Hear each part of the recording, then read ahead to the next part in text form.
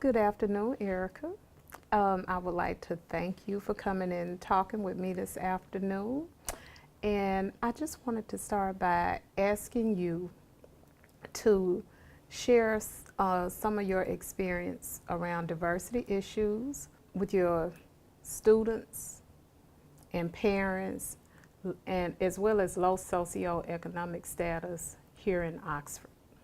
When you say the name Oxford, everybody assumes that, oh, it's so affluent, and there is a lot of that here, but there's a lot of the have-nots here in Oxford that I've encountered. Kids in this district who go from wearing $400 Uggs and $400 sweaters to kids who are holding it together with $4 shoes.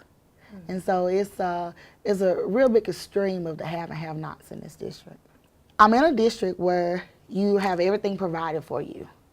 But then the low socioeconomic status is that everything may be provided for you while you're at school, but we have kids in a district that has one-to-one technology who don't have lights on at their homes. So it's kind of hard to say, complete your digits homework when you don't even have lights at your home.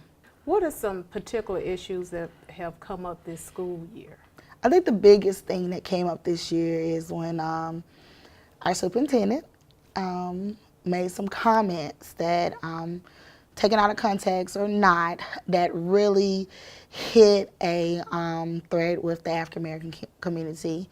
One of the models they were looking at dealt with dealing with kids with socioeconomic status, low socioeconomic status, and working with them in a school that's within the school. It mimicked a lot with a lot of parents and grandparents in this community. It reminded them of Jim Crow era. It reminded them of legalized segregation. My students are coming back to me with stuff that their parents are saying. And you know, how do you answer the question when a student says, Miss Ava, what is Jim Crow? What is legalized segregation? You know, why is this so bad? And so this year has been trying because we've had to explore that history that sometimes gets swept underneath the rug. It got brought out to us. So how did you help them deal with their concern? And let's talk about the students first. First, I had to build my students back up to let them realize, you know what, your lunch count, what you pay for lunch is based upon your parents' income. That has nothing to do with how talented you are. And don't feel like it does, because a lot of my students thought, oh, because we're poor, we got to go to this separate school. We had to talk about the words. I mean, we literally looked at the article and I said, you know, pull out words that you want to explore. Bring me words. And so words, Jim Crow. We talked about what it was. So if you had to leave us with one final thought about diversity and addressing issues of diversity in the classroom, what would that thought be? Never feel like you're defeated just because your classroom is diverse. Okay, I like that.